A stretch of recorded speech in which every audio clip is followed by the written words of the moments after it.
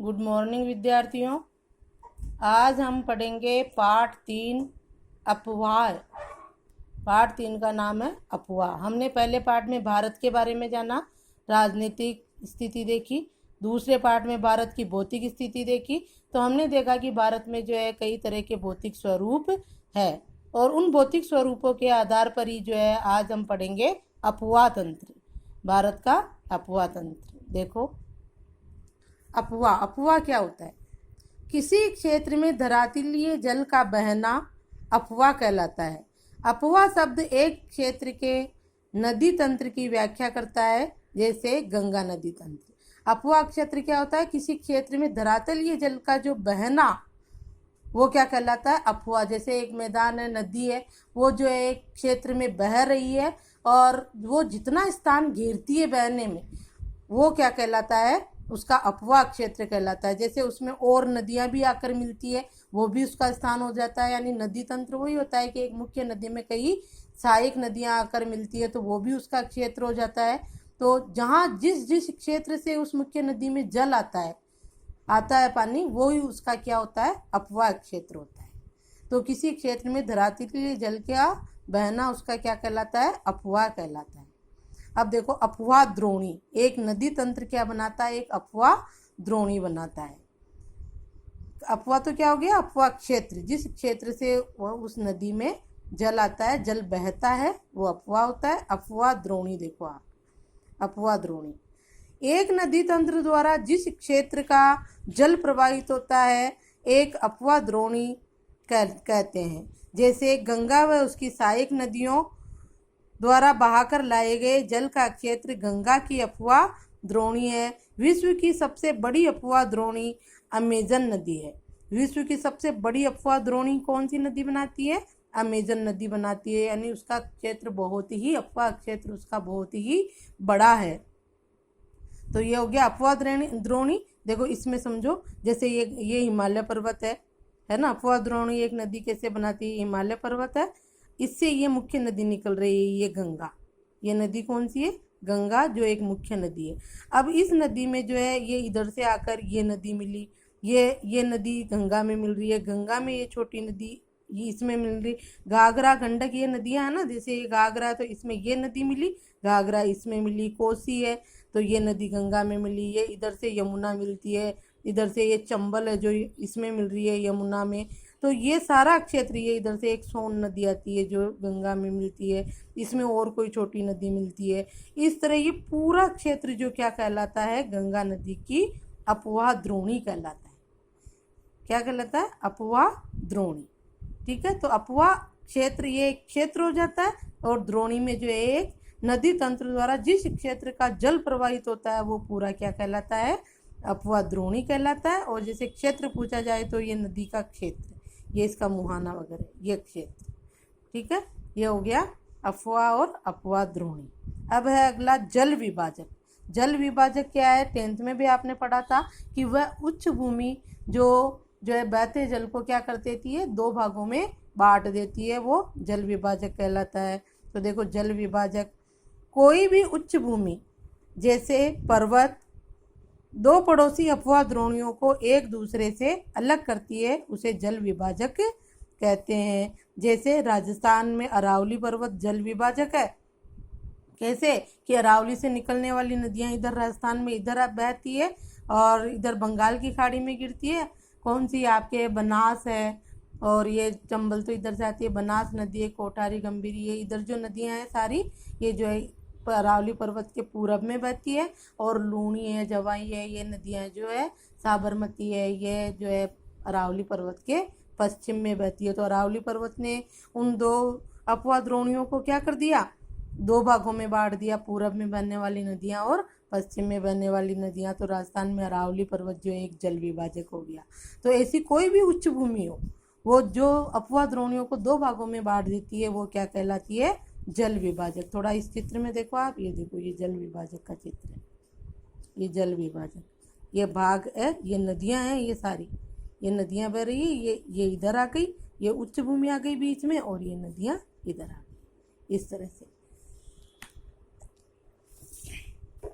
अगला देखो गार्ज। गार्ज क्या होता है? हिमालय की नदियां जब तीव्र वेग से ढलान वाले क्षेत्रों में नीचे बहता है ना उनका पानी, तो वो पर्वतों को काट देती है, और पर्वतों को काट कर जो है तेजी से पानी उनका नीचे गिरता है, तो वो माँ बड़े बड़े खड्डों का निर्माण करती है, उनको जो है गार्ज कहते हैं। ठीक है, एक बार इनको पूरा देख लो। ये गार्ज देखो, गार्ज। जब नदियां पर्वतों से निकलती है तो को काटकर पर्वत को काटकर महाखंड अब होती हुई अपना रास्ता बनाती है। उन महाखंडों को गार्ज कहते हैं। पर्वतों को काटकर महाखंड बनाती है, और महाखंडों को क्या कहते हैं? गार्ज कहते हैं। अब विसर्प, ये सब अपवाह द्रोणीकार नदी तंत्र के शब्दावली है। विसर्प क्या होता है? देखो, नदी का बहाव कम हो जाने पर चौड़े मैदान में नदी बड़े बड़े लहरदार मोड़ बनाती है, उन्हें विसर्प कहते हैं। सर्पिलाकार क्या होता है कि जैसे नदी तेज ढाल वाले क्षेत्रों से गिरती है ना, तब तो गार्ज बनाती है, पहाड़ी क्षेत्रों को काट देती है, और जो है महाखंडों का निर्माण करती है, उनको तो क्या कहते हैं? गार्ज कहते हैं। जब नदी धरातल पर आती है, समतल मैदान हो जाता है, तो उसका बहाव क्या हो जाता है? थोड़ा कम हो जाता है, ढलान कम हो जाता है, तो और उसका पानी फैल जाता है।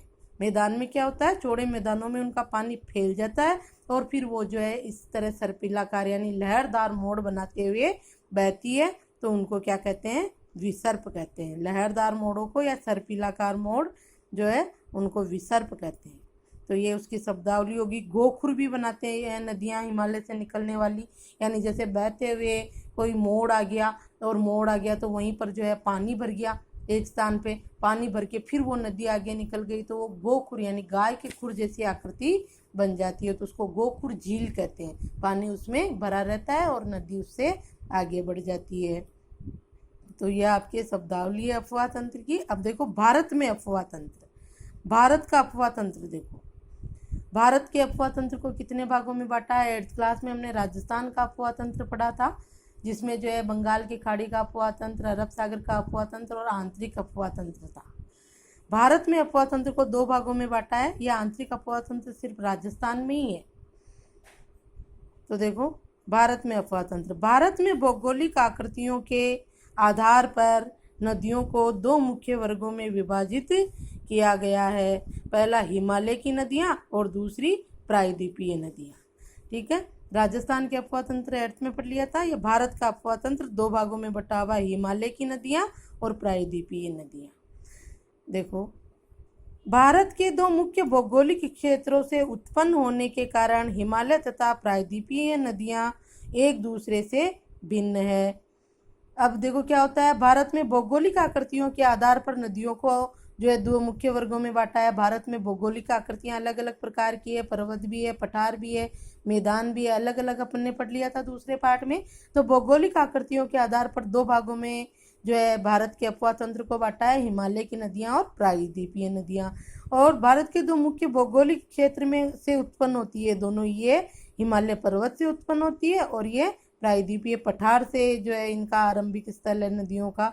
तो अलग अलग क्षेत्रों से उत्पन्न होने के कारण इनकी प्रकृति भी क्या है?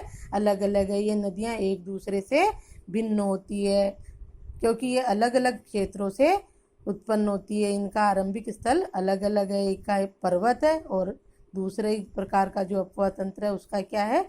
पठार है। अब अगला है हिमालय की नदियाँ, जिनको उत्तर भारत की नदियाँ भी कहते हैं। देखो ध्यान से, हिमालय हमारे उत्तर में है, तो हिमालय की नदियाँ जिनको क्या कहते हैं? उत्तर भारत की नदियाँ भी कहते हैं। प्रायद्वीपीय पठार की नदियाँ, प्रायद्वीपीय पठार हमारे भारत के दक्षिण में है, तो इसको जो है दक्षिण भारत की नदियाँ भी कहते हैं। आप ध्यान रखोगे, हिमालय की नदियाँ और प्रायद्वीपीय पठार की नदियाँ, या फिर उत्तर भारत की नदियाँ या दक्षिण भारत की नदियाँ। प्रश्न कुछ भी पूछा जा सकता है, इनमें अंतर का प्रश्न बनता है कि हिमालय की नदियाँ और प्रायद्वीपीय पठार की नदियों में अंतर बताइए, या फिर उत्तर भारत व दक्षिण भारत की नदियों में अंतर बताइए। तो बात एक ही है, हिमालय की नदियों को उत्तर भारत की नदियाँ कहते हैं क्योंकि वो उत्तर में हिमालय से निकलती है, और प्रायद्वीपीय पठार भारत के दक्षिण में है, इसलिए प्रायद्वीपीय नदियों को दक्षिण भारत की नदियाँ कहते हैं। अब हम अगले वीडियो में देखेंगे कि हिमालय की नदियाँ और ये प्रायद्वीपीय पठार की नदियाँ किस प्रकार बहती है और इनमें क्या अंतर है, ये अगले वीडियो में।